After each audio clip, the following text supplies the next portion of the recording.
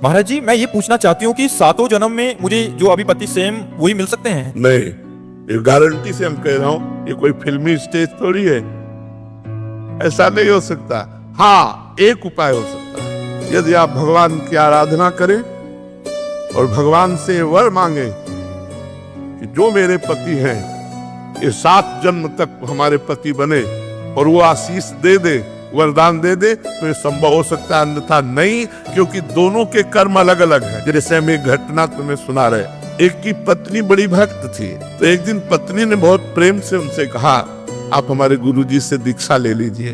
और दीक्षा लेने के लिए गंगा स्नान करने के लिए चले, तो गांव के 2-4 लोग मिले, बोले आज ये धोती टांग के कहाँ जा रहे हो?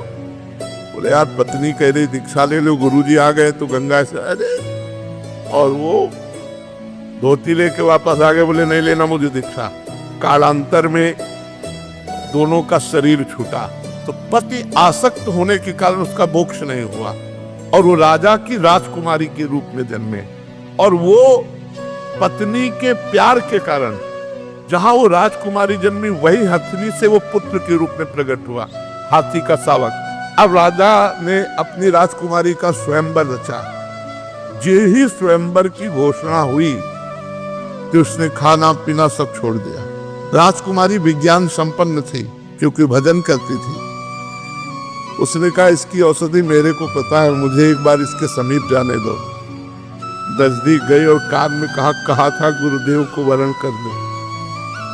नहीं वरण किया ना तो हाथी की योनि को प्राप्त हुए। सकुचाओ मत, तुम्हारे गले में जयमाला डालूंगी, और इस जन्म में इतना भजन करूंगी कि आगे जन्म में हम फिर दोनों मिलेंगे। उसने ऐसा ही किया, भजन के प्रभाव से अपने पति को हाथी की योनि से मुक्त करके अगला जन्म फिर मनुष्य का हुआ। फिर ये तप और भजन से, भगवान के वरदान से संभव है, ना कि अपने प्रारब्ध से।